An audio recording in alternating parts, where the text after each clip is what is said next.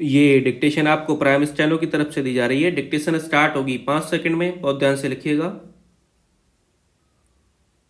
Start. आदरणीय अध्यक्ष महोदय, यह सदन का सौभाग्य है कि आप दूसरी बार इस आसन पर विराजमान हो रहे हैं। आपको और इस पूरे सदन को मेरी तरफ से मैं बहुत बहुत बधाई देता हूं। आदरणीय अध्यक्ष जी, मेरी तरफ से आपको शुभकामनाएं हैं, लेकिन इस पूरे सदन की तरफ से भी आपको अनेक अनेक शुभकामनाएं। अमृत काल के इस महत्वपूर्ण कालखंड में दूसरी बार इस पद पर विराजमान होना बहुत बड़ा दायित्व आपको मिला है। आपका 5 वर्ष का अनुभव और आपके साथ हम लोगों का 5 साल का अनुभव, हम सबका विश्वास है कि आप आने वाले 5 सालों में हम सबका मार्गदर्शन भी करेंगे और देश की आशाएं आकांक्षाएं पूर्ण करने के लिए इस सदन में अपना दायित्व निभाने में आपकी बहुत बड़ी भूमिका भी रहेगी।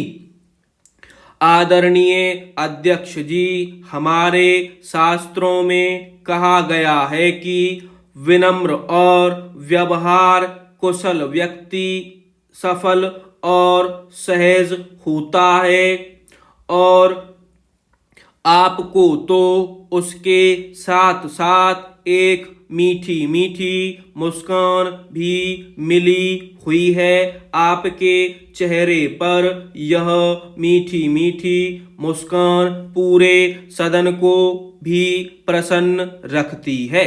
मुझे विश्वास है आप हर कदम पर नए प्रतिमान, नए कीर्तिमान गढ़ते आए हैं। 18वीं लोकसभा में स्पीकर का कार्यभार दूसरी बार संभालना, यह अपने आप में एक नया रिकॉर्ड बनते हुए हम देख रहे हैं।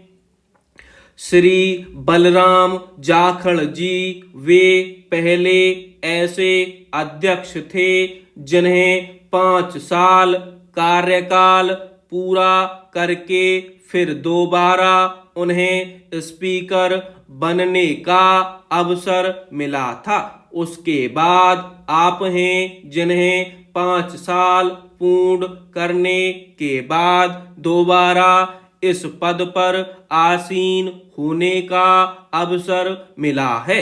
गत 20 साल का एक ऐसा कालखंड रहा है कि ज्यादातर स्पीकर्स या तो उसके बाद चुनाव नहीं लड़े हैं या फिर जीतकर नहीं आए हैं।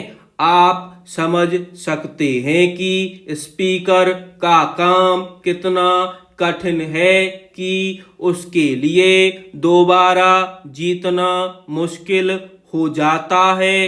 आप जीतकर आए हैं, यह एक नया इतिहास आपने गढ़ा है। इस सदन में ज्यादातर हमारे सभी माननीय सांसद आपसे परिचित हैं, आपके जीवन से भी परिचित हैं। पिछली बार मैंने इस सदन में आपके संबंध में काफी कुछ बातें रखी थीं।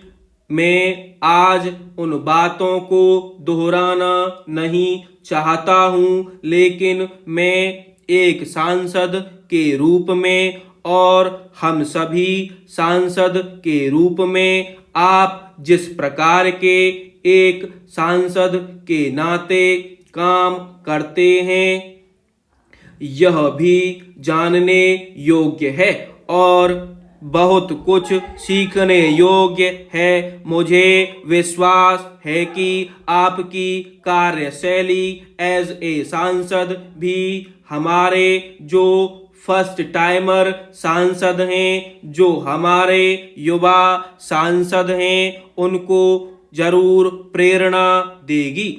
आपने अपने कार्य क्षेत्र में, अपने संसदीय क्षेत्र में स्वस्थ माँ और स्वस्थ शिशु के लिए एक कमिटमेंट के साथ जो अभियान चलाया है और सुपोषित माँ, इस अभियान को आपने जिस प्रकार से अपने क्षेत्र में प्राथमिकता देकर खुद को इन्वॉल्व करके किया है, वह वाकई प्रेरक है। आपने कोटा के ग्रामीण क्षेत्रों में हॉस्पिटल ऑन व्हील्स, यह भी एक मानव सेवा का उत्तम काम है, जिसे राजनीतिक कामों के सिवाय करने वाले कामों में आपने किया है।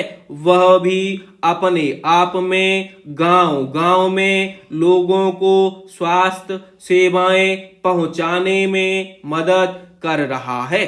आप नियमित रूप से गरीबों को कपड़े, कंबल, मौसम के अनुसार छाते की जरूरत हो तो छाता, जूते आदि ऐसी अनेक सुविधाएं समाज के आखिरी तबके के जो लोग हैं उनको खोज कर पहुंचाते हैं।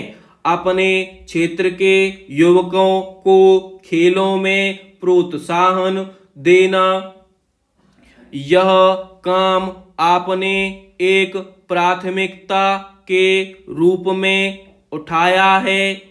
आपके पिछले कार्यकाल में 17वीं लोकसभा में मैं कहता हूं कि संसदीय इतिहास का वह स्वर्णिम कालखंड रहा है। आपकी अध्यक्षता में संसद में जो ऐतिहासिक निर्णय हुए हैं, आपकी अध्यक्षता में सदन के माध्यम से जो सुधार हुए हैं, वह अपने आप में एक सदन की भी और आपकी भी विरासत है।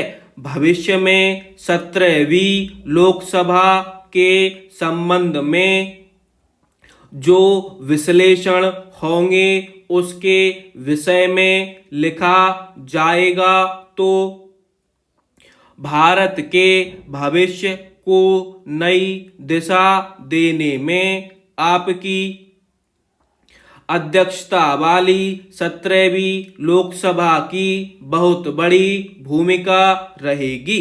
17वीं लोकसभा में नारी शक्ति वंदन अधिनियम, जम्मू कश्मीर पुनर्गठन विधेयक, भारतीय न्याय संहिता, भारतीय साक्ष्य बिल, भारतीय नागरिक सुरक्षा संहिता, सामाजिक सुरक्षा संहिता, मुस्लिम महिला विवाह अधिकार संरक्षण विधेयक, ऐसे कितने ही महत्वपूर्ण ऐतिहासिक कानून 17वीं लोकसभा में आपकी अध्यक्षता के अंदर इस सदन ने पारित किए हैं और देश के लिए एक मजबूत नींव बनाई है, जो कार्य आजादी के 70 साल में नहीं हुए हैं। आपकी अध्यक्षता में इस सदन ने